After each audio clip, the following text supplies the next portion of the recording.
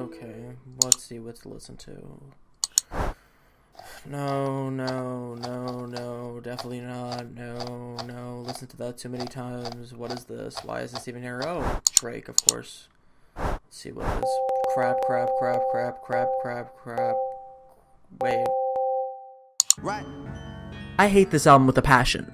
It's boring, disappointing, and way too cheesy. But I'd be damned if I were to say that this song were bad. Yeah, I know you learn your lesson. I could GPS you if you need addressing. Boss up, I'm the bigger homie, but I'm 1 year older than my little homie. Because we all love a good hype song, don't we? I mean, it's in the name. Hype comes from the word hyper. It's the feeling of being anxious and too excited for better or for worse, but it doesn't matter because that feeling is everything. It's special because it's almost irrational. You're pulling into your deepest level of excitement to the point where you almost disregard all levels of inhibition. When you're at a concert and the DJ yells for you to get hype, you know what that means. Go wild. Doesn't matter that you're there with your girlfriend or mother, go crazy. And a lot of the times you do. The music and environment is infectious. You don't care that you're crap at dancing or singing because goddamn, you're determined to have a good time.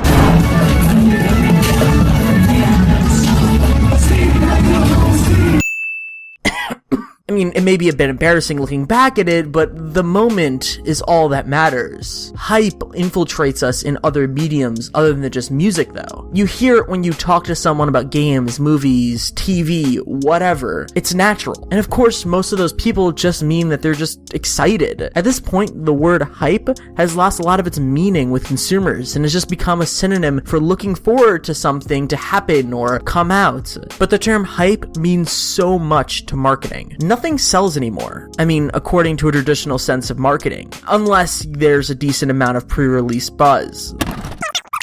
Even things that seem like a safe bet, established franchises with billions of dollars in revenue, still need multi-million-dollar ad pushes in order to feel safe in its release. It's just how it works. Even if it doesn't need to be like that. Destiny, for example, spent as much on marketing as they did on creating the video game, and Grand Theft Auto 5's logo was everywhere across the world. Hell, even superhero films do this. These are films that can survive without any big campaigns, but still feel the need to have them. But taking a step back, all of that is fine. Put the face of your show, a clever tagline, and hopefully people like it. In theory, these forms of marketing are totally vanilla. They work for everyone involved. If done right, creators have a way to entice the consumer, and the consumer, on the other hand, may be introduced to something new that they might enjoy. But the world isn't perfect. Famine is still a thing. Donald Trump is a presidential candidate. Let's say China. G-Eazy is more popular than Kendrick Lamar. They love it when I talk shit. I get around, yeah, I'm on my Tupac shit. Things can be better, so of course there's a problem with marketing and its goals in 2016. So let's focus on gaming, because as of now, there's a big debate on whether or not hype is something that hurts a game and who starts it. And this debate comes from the biggest release of the year, from the smallest team. A game created by a small and very humble team of developers that only previously created the Joe Danger series has now went on to create a massive, procedurally generated universe with billions of planets. That should have been enough. Entire universe, do you mean something the size of the universe? So like 18 quintillion planets. 18 quintillion planets. The underdog story of the decade in this industry. A beautiful game that pushes the limits of technology behind creating a virtual world. But there was so much more behind it. After being announced around 3 years ago, people immediately became attached, and slowly but surely a community grew, which is great. It's amazing even. A hardcore community that's able to talk about a game and share ideas is a beautiful thing, but the community started to grow a bit too excited for its own good. While the developers were in their small studio making a universe, their community would clamor at anything they could find about the game. And when PlayStation started to become increasingly attached to the project, bringing out developer Sean Murray at E3. I'm Sean, I'm from Hello Games. We're a tiny little indie studio.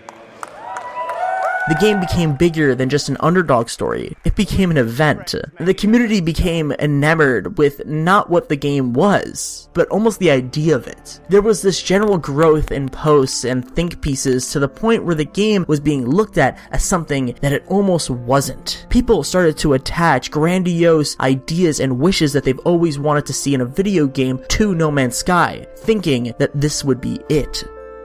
No Man's Sky almost created an unbeatable amalgamation of excitement and imagination that, when combined, created a perfect storm. People's love was based in a game that was very real, but their expectations were too high to match. Over the course of a few months, this small and ambitious crew of people had to fight the fight against hype. They had the task to try and both meet everyone's massively high expectations, as well as meet the level of notoriety that the game garnered due to its association and promotion with Sony. And after years of creation, what were the results? I understand you have a rough barometer, but you should know that people are really, really looking forward to this. It's this double-edged sword, right? Like, I wouldn't have it any other way, but of course there's pressure on the team to make sure that they get it right. Disappointment. Don't get me wrong, there's a lot of people that love this game and it has a general positive score on Metacritic, but the general vibe around the title, at the very least, comes with an air of cynicism. People expected something else. Some may say that that game was promised to them by developers but was never delivered, but I'd say that No Man's Sky delivers. The problem isn't necessarily the game, it's the machine around it. The game isn't perfect, it has clear problems, and the reviews are kinda spot on, but there was absolutely no way for this game to ever hit where it needed to be in order to make everyone happy. Even by just doing what the game was pitched as, No Man's Sky doesn't even scratch that itch for many people. There are probably things that Hello Games could have done better in terms of marketing and making it clear that the game had no multiplayer. But that's not the point I'm trying to make. If a developer feels the need to explicitly say every single mechanic and detail the ins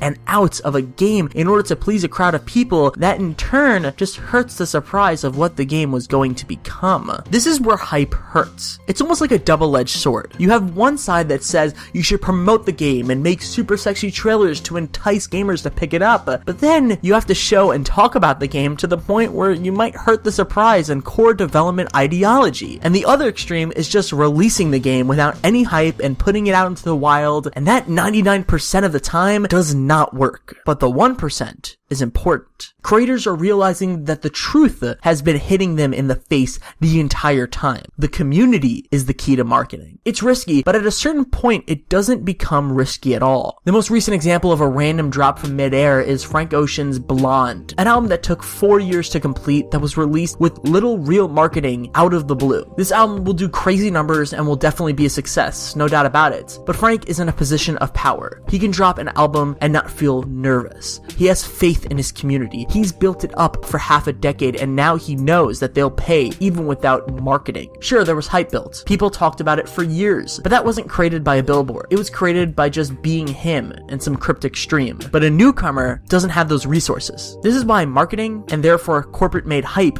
is a thing. It's easy to say hype is dumb. Just release a game and let it spread into the wild by using the community. But at this point, that's just not a viable thing for the wide majority of creators. And the repercussions if that game is received poorly to even alt-right by the community is borderline catastrophic. At that point, it becomes PR 101, controlling the spin. Get ahead of the story and the game before even its release. The goal is simple. Don't let the community create their own opinion. Change it and filter it. A community with pure opinions is scary to a lot of creators, and that's why through many means, companies and people try to steer opinions one way or another. And that's why hype is so dangerous. At its heart, it's pure. But to a company that wants to sell you something, it's much different. It's an opportunity to create a market for something and grow it with sometimes misleading information and trailers as well as vertical slices. And even if the marketing isn't misleading, the amount of hype and buzz might indicate something better than what's actually being put out there. Let's think about a hypothetical situation that totally didn't happen. If an artist talks about a project to death, places billboards around the world, teases the release, drops mixtapes in order to pump everyone up for its release, and says it's his best project, doesn't that lead everyone to almost insurmountable expectations? All roads might lead to more sales, but they in turn also lead to more disappointment. This is why No Man's Sky has been having problems. They didn't want to make this type of community. They meant to create a game with admittedly very ambitious intentions, but they come at it from a pure place. And after years of a growing group of promotion attention by Sony and a growing community, No Man's Sky couldn't live up to the hype. It literally could never reach a point where the majority of the community liked it, even if its Metacritic score is positive. Its expectations were literally in space. There was so many factors that hurt the game to the point where there was no winning. Sure, the game probably sold extremely well and had a massive user base, but No Man's Sky could have been something special. A game that, if released out of nowhere,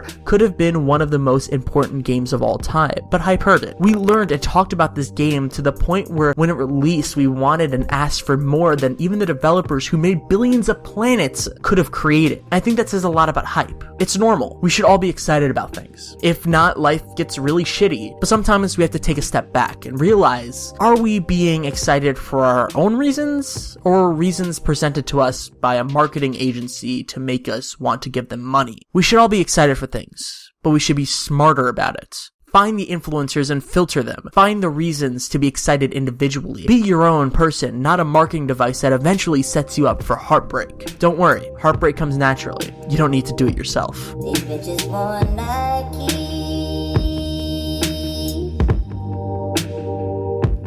They looking for a check. Tell them it ain't likely.